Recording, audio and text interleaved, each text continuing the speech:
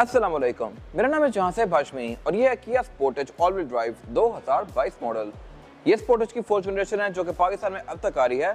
World wide इस गाड़ी को डिसकंटिन्यू कर दिया गया है और इसकी नई शेप आ चुकी है।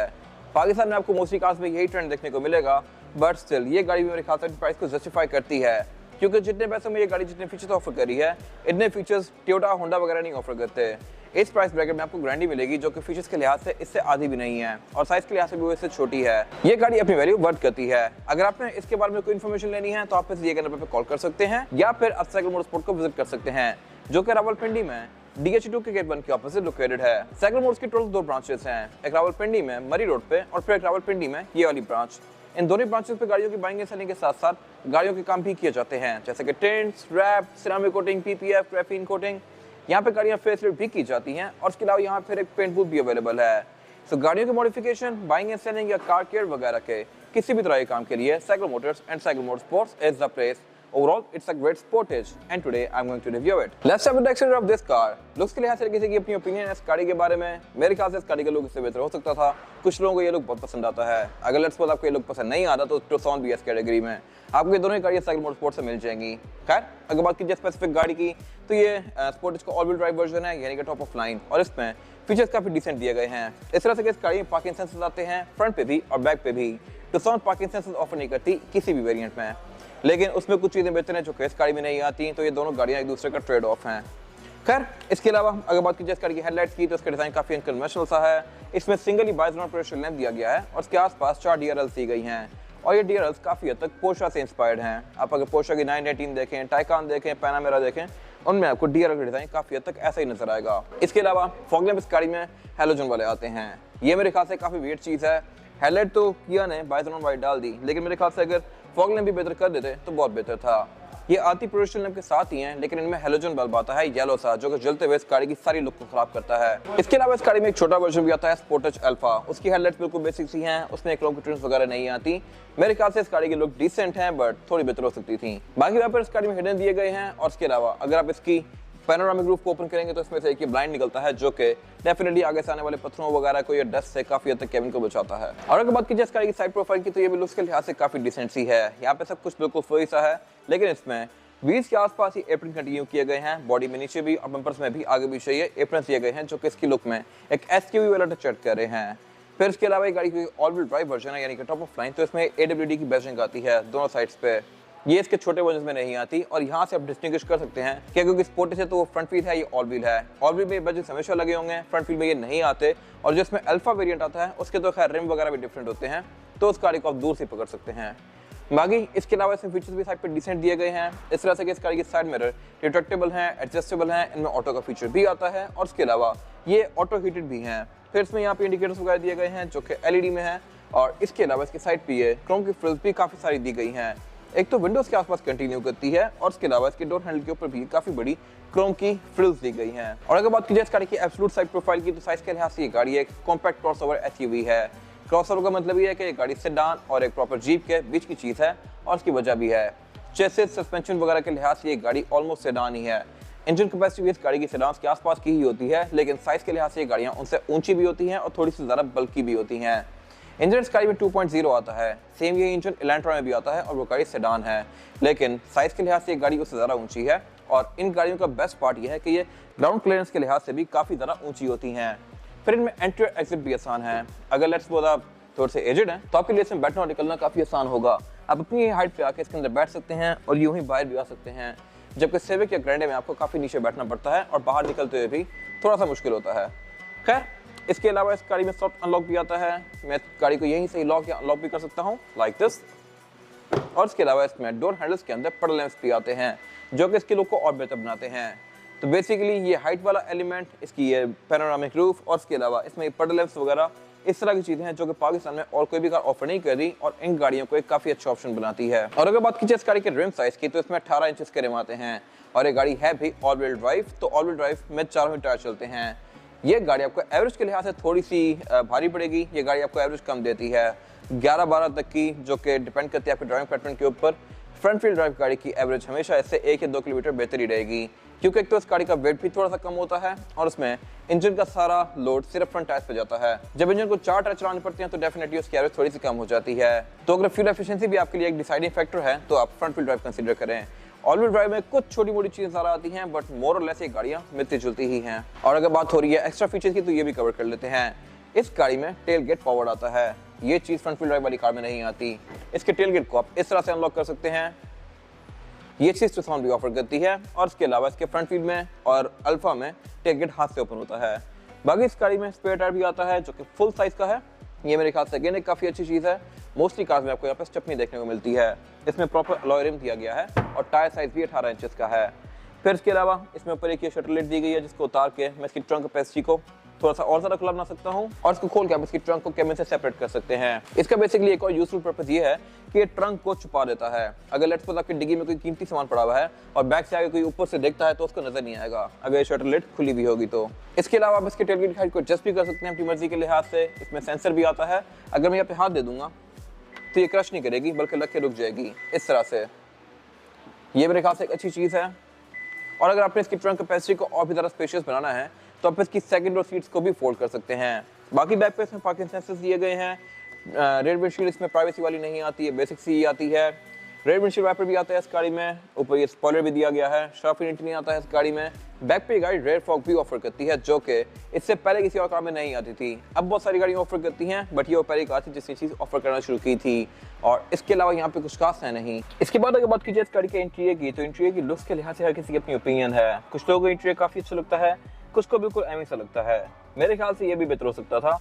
टुक्सन का इससे थोड़ा सा बेहतर है लुक्स के लिहाज से, लेकिन उसमें भी कुछ चीज़ें वियर्ड हैं, जैसे कि उसकी मल्टीमीडिया स्क्रीन जो कि बहुत ही ऊपर निकली हुई है। खैर इन पर आगे बात करूंगा अभी। फिलहाल अगर बात कीजिए इस गाड़ी के स्टीयरिंग व्हील की तो ये स्टीयरिंग व्हील पूरा ही लेदर स्टिच है और इसकी फील काफ़ी प्रीमियम है। ये मल्टीमीडिया स्टीयरिंग है। लेफ्ट को जो कंट्रोल दिए गए हैं, यहाँ से आप वॉल्यूम अप डाउन कर सकते हैं, ट्रैक्स आगे पीछे कर सकते हैं। राइट स्टॉप को जो कंट्रोल्स दिए गए हैं, यहाँ से आप इसका क्रूज इनेबल और डिसेबल कर सकते हैं और इसके अलावा इसके MID के बीच में नेविगेट कर सकते हैं। फिर इसके अलावा एयरबैग इस गाड़ी में टोटल 2 ही आते हैं, एक ड्राइवर के लिए और एक पैसेंजर के लिए, एंड दैट्स इट। इसके अलावा ये स्टीयरिंग व्हील टेलीस्कोपिक है, आप इसको ऊपर नीचे भी कर सकते हैं और आगे पीछे भी कर सकते हैं लाइक दिस। फिर इसके अलावा अगर बात कीजिए इसके हेडलाइट की कंट्रोल की तो इनमें ऑटोमेटिक वाला फीचर भी आता है और इसके अलावा इसमें फॉग 2 दी गई हैं, एक फ्रंट फॉग एक रेयर फॉग। रेयर फॉग मेरे ख्याल से पाकिस्तान में भी खास यूज होगी तो नहीं, बट स्टिल ना होने से होना बेहतर है। बाकी इसमें लेफ्ट पे फिर ये हेड वॉशर के कंट्रोल दिए गए हैं। हेडलाइट वॉशर भी इस गाड़ी में ऑटोमेटिक आते हैं, यानी कि रेन सेंसिंग, ये बारिश को सेंस करके खुद ही ऑन या ऑफ होंगे। इसके अलावा अगर बात कीजिए इस गाड़ी के मीटर की तो मीटर इसका बिल्कुल बेसिक सा है। इसमें 2 मेन डायल दिए गए हैं, लेफ्ट वाला RPM का है, राइट वाला स्पीडोमीटर का है। स्पीड लिमिट इस गाड़ी की 240 किलोमीटर पर आवर तक है और इसके 2 मेन गेजेस के सेंटर में एक MID डिस्प्ले दिया गया है जो कि बिल्कुल बेसिक सा है। ये पिक्सेलेटेड है, मेरे ख्याल से इससे बहुत बेहतर हो सकता था। ये गाड़ी 2022 मॉडल है और इवन 2024 में भी आ रही है, बट स्टिल इसी स्क्रीन के साथ, जबकि टुक्सन में इससे बहुत बेहतर आती है। इवन सिटी भी इससे बेहतर स्क्रीन ऑफर करती है, मेरे ख्याल से इससे बेहतर हो सकती थी। यहाँ पे जगह भी है बट स्टिल किया यहाँ पे चीप आउट किया है। ये आपको बेसिक सी चीज़ शो करवाएगा जैसे कि trace, average kilometre per litre, outside temperature, driver assistance features, light, sound, इन चीज़ों का आप यहाँ से एडजस्ट कर सकते हैं और बाकी यहाँ पे इसके अलावा कुछ खास नहीं है। अगर बात की जाए मीटर की हाउसिंग कितनी सारी सॉफ्ट टच पैडिंग की फिनिश में है। डैशबोर्ड इसका सारा ही लेदर की फिनिश में है और इसके अलावा इसके डैशबोर्ड के सेंटर में एक सबवूफर दिया गया है। बाकी इसके डैशबोर्ड में टोटल 4 इवेंट्स आते हैं, आप चारों को ही ओपन क्लोज कर सकते हैं और इसके अलावा सेंटर में इसकी मल्टीमीडिया स्क्रीन दी गई है। ये स्क्रीन भी फीचर्स के लिहाज से डिसेंट है। इसमें एंड्रॉइड ऑटो और एप्पल कारप्ले दोनों आते हैं, लेकिन ये वायर्ड हैं। और इसके अलावा इसमें फिर आप मीडिया भी प्ले कर सकते हैं अपना USB लगा के। स्पोर्टेज के अल्फा वेरिएंट में मीडिया नहीं प्ले कर सकते हैं, यानी कि इसमें वीडियोस वगैरह नहीं चलती, सिर्फ ऑडियो प्ले होगी, बट इसमें वीडियो भी प्ले होती है। बाकी इसके अलावा नीचे यहाँ पे इसके कुछ फिजिकल कंट्रोल दिए गए हैं और नीचे क्लाइमेट कंट्रोल दिया गया है। क्लाइमेट कंट्रोल गाड़ी डुअल जोन ऑफर करती है और पाकिस्तानी लोकल कार्स में ये पहली कार थी जिसने चीज़ ऑफर की थी। ड्राइवर और पैसेंजर अपनी मर्जी के लिहाज से इसके क्लाइमेट कंट्रोल को एडजस्ट कर सकते हैं, लेकिन इसके बटन फिजिकल दिए गए हैं। डिस्प्ले इसका स्क्रीन के अंदर आता है, ऊपर 2 अलग जोन शो कराती है ये गाड़ी। बाकी इसके अलावा नीचे पर यहाँ पे एक स्टोरेज एरिया दिया गया है, सिग्नल लाइटर दिया गया है, USB इनपुट दिया गया है, 12 वोल्ट का पावर आउटलेट दिया गया है और इससे पीछे इसका गेयर सिलेक्टर दिया गया है। इसमें जो गेयर सिलेक्शन है वो है P, R and D और D में करके आप इस गाड़ी को मैनुअली भी चला सकते हैं लाइक दिस, बट इसमें पैडल शिफ्टर्स नहीं आते। फिर उससे पीछे इसका ड्राइव मोड सिलेक्टर दिया गया है। इसमें ड्राइव मोड टोटल 3 आते हैं, नॉर्मल, इको और स्पोर्ट। उससे नीचे इसका डिफरेंशियल लॉकिंग दिया गया है, डाउन असिस्ट कंट्रोल दिया गया है, पार्किंग ब्रेक दी गई है जो कि इलेक्ट्रॉनिक है, ऑटो होल्ड दिया गया है और पार्किंग सेंसर के कंट्रोल्स दिए गए हैं। डिफरेंशियल लॉकिंग और डाउन असिस्ट ये चीज़ें इसी गाड़ी में आती हैं, छोटे वर्जन में चीज़ें नहीं आती। बाकी इसके अलावा इलेक्ट्रॉनिक पार्किंग ब्रेक भी फ्रंट व्हील और ऑफ व्हील में आती है। स्पोर्टेज अल्फा में हैंड ब्रेक हाथ वाली आती है। साथ इसके 2 कप होल्डर्स दिए गए हैं, पीछे स्टोरेज पॉकेट दी गई है और सेंटर कंसोल भी इसका अच्छा खासा स्पेशियस है। यहाँ पर आप काफी सारा सामान रख सकते हैं और इसका जो कवर है ये भी लेदर के फिनिश में है। सेम लेदर इसका सीट के अंदर भी कंटिन्यू किया गया है। सीट इस गाड़ी में परफोरेटेड आती हैं, यानी कि इनमें पंच होल्स दिए गए हैं और इसके अलावा ये फ्रंट पे दोनों ही सीट्स इलेक्ट्रॉनिकली एडजस्टेबल हैं। इनको मैं इलेक्ट्रॉनिकली आगे और पीछे भी कर सकता हूँ, ऊपर और नीचे भी कर सकता हूँ और इसके अलावा ड्राइवर की सीट में लंबार सपोर्ट भी दिया गया है, लेकिन आप इसको सिर्फ इन्फ्लेट डिफ्लेट कर सकते हैं, ये ऊपर नीचे नहीं होता, ये 2 वे वाला है सिर्फ। फिर इसके अलावा अगर बात कीजिए विंडोज की कंट्रोल की, तो इसमें ड्राइवर की विंडो सिंगल टैप वाली आती है। आप इसको सिंगल टैप से फुली रोल डाउन या रोल अप कर सकते हैं इस तरह से। बाकी सारी विंडोज नॉर्मल हैं और इसके अलावा इसके साइड मिरर भी रिट्रैक्टेबल हैं, जिनको आप यहीं से ही फोल्ड अनफोल्ड कर सकते हैं इस तरह से। बाकी वैनिटी मिरर इस गाड़ी में ड्राइवर और पैसेंजर दोनों के लिए आते हैं, लाइट भी दोनों के लिए आती है, लेकिन आप इसको ऑन मैनुअली करेंगे। सेंटर में इसका ये रियरव्यू मिरर दिया गया है जो कि ऑटो डिमिंग वाला है। कैबिन लाइट्स इसमें एलईडी में आती हैं, ये मेरे ख्याल से अच्छी चीज है और इसके अलावा सन ग्लास होल्डर भी इस गाड़ी में दिया गया है। बाकी उससे पीछे इसकी काफी मैसिव पैनोरामिक रूफ दी गई है जो कि फ्रंट से बैक तक कंटिन्यू करती है। इसको आप यहाँ से ओपन क्लोज कर सकते हैं, इसमें ब्लाइंड भी आता है और इसके अलावा यहाँ पे कुछ खास है नहीं। और अगर बात कीजिए इस गाड़ी में रेयर पैसेंजर्स के लिए सीटिंग कैपेसिटी की, तो ये भी इसमें डिसेंट है, इस तरह से कि मेरे पास यहाँ पे लेग रूम का बिल्कुल भी कोई इशू नहीं है और हेड रूम का भी। इसके अलावा इसकी रेयर सीट भी रिक्लाइन करती हैं, मैं इनको इस तरह से आगे ये पीछे कर सकता हूँ अपनी मर्जी के लिहाज से। अगर मैं यूँ कंफर्टेबल हूँ यूँ बैठ सकता हूँ, लिटाना चाहता हूँ तो लिटा भी सकता हूँ इस हद तक। तो ये मेरे ख्याल से एक इंटरेस्टिंग चीज़ है। इसके अलावा बैक पे इसमें 3 हेडरेस्ट दिए गए हैं रेयर पैसेंजर्स के लिए, 3 लोग यहाँ बैठ भी सकते हैं आसानी से, क्योंकि ये गाड़ी चौड़ाई में भी ठीक है और फ्लोर बेड भी इसमें ऑलमोस्ट फ्लैट आता है। इसके अलावा सेंटर में इसके सेंटर कंसोल दिया गया है, जिसको निकाल के मैं इसमें से 2 कप होल्डर एक्सेस कर सकता हूं और इसको एज एन आर्मरेस्ट भी यूज कर सकता हूं। इसके अलावा इसमें रेयर पैसेंजर्स के लिए एयरवेंट्स भी दिए गए हैं, पावर आउटलेट भी दिए गए हैं, बैक पे ये नेट्स भी दिए गए हैं जहाँ पे अपना सामान रख सकते हैं, ऊपर ही पैनोरामिक रूफ भी आती है और इसके अलावा इसकी केबिन लाइट्स भी एलईडी में है। यह कि मेरे खास एक अच्छी चीज़ है और रेयर पैसेंजर्स के लिए एमेनिटीज यहाँ पे काफी सारी दी गई हैं, स्पेशली अपने प्राइस पॉइंट पे। फिर इसके अलावा इसमें बैक पे आईएसएफएस के पोर्ट्स आते हैं, सीट बेल्ट्स आती हैं और इसके अलावा यहाँ पे कुछ खास है नहीं। इसके बाद अगर बात कीजिए इस गाड़ी के इंजन की, तो इंजन इस गाड़ी में एक ही ऑफर होता है, 2.0 लीटर पेट्रोल। ये इंजन नॉन टर्बो है, नेचुरली एस्पिरेटेड है और ये चीज़ अच्छी है इस तरह से कि टर्बो चार्ज गाड़ियों की रिक्वायरमेंट्स बहुत ज़्यादा होती हैं और मेंटेनेंस महंगी होती है। रिक्वायरमेंट इस तरह से ज़्यादा होती हैं कि उनमें फ्यूल अच्छा ही डालना चाहिए हमेशा, या उसमें हाई ऑक्टेन यूज़ करना पड़ता है। अगर आप हाई ऑक्टेन यूज़ ना करें तो इंजन मेंटेनेंस के काम बहुत ज़्यादा खोल देता है, बट इस गाड़ी में ऐसा कोई इशू नहीं है। ये रफ एंड टफ इंजन है और फिर किया कि बहुत सारी कार्स में आता भी है। ये सेम इंजन इलेंट्रा में भी आता है, स्पोर्टेज में तो आता ही है, टुक्सन में भी आता है, सोनाटा में भी आता है। और इसका बेसिकली फ़ायदा ये है कि जब एक इंजन बहुत सारी गाड़ियों में आता है तो इनके पार्ट्स इंटरचेंजेबल होते हैं। आप अगर इलेंट्रा के पार्ट्स लेके भी इस इंजन में लगा दें तो कोई फर्क नहीं पड़ेगा। बाकी गाड़ी 157 हॉर्स पावर प्रोड्यूस करती है और इसके अलावा ट्रांसमिशन इसमें एक ही ऑफर होती है जो कि ऑटोमेटिक है। इसके अलावा इसमें ABS, traction control, drive modes, इस तरह की बहुत सारी चीज़ें आती हैं जो कि इसके राइड को बेहतर बनाती हैं। इंजन बेस का काफी वेल इंसुलेटेड है, यहाँ पे ऊपर इंसुलेशन भी दी गई है और इसके अलावा यहाँ पे कुछ खास है नहीं। इसके बाद अगर बात कीजिए इस गाड़ी के टायर साइज की, टायर साइज जो ऑफर करती है स्पोर्टेज, ये है 225, 55 और 18। इसमें 18 इंच का मल्टी स्पोक रिम दिया गया है जो कि एल्यूमिनियम और ग्लॉस ब्लैक के फिनिश में है। टायर इस गाड़ी में कंपनी से कम होब्रूजन आता है। ये टायर आपको 50-60 किलोमीटर तक एक अच्छी राइड प्रोवाइड करेगा।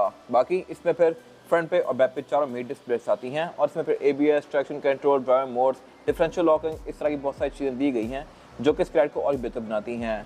फिर इसके अलावा यहाँ से आप डक्ट्स देख सकते हैं। इसके बम्पर में प्रॉपर एक डक्ट्स आती हैं जो कि हवा को आगे से ड्रैग करके पीछे की तरफ बाहर करते हैं और इसके एयरोडायनामिक्स को बेहतर बनाते हैं। और इसके अलावा यहाँ पे कुछ खास है नहीं। ये था आज का रिव्यू। अगर आपको ये रिव्यू पसंद आया है तो इस वीडियो को लाइक कीजिए, मेरे चैनल को सब्सक्राइब कीजिए और अगर आपके पास गाड़ी से रिलेटेड कोई भी राय है तो उसको कमेंट सेक्शन में शेयर जरूर कीजिएगा, ताकि वो लोग जो गाड़ी लेने वाले हैं वो आपकी राय से फायदा उठा सकें। अपना ख्याल रखिएगा। Thank you.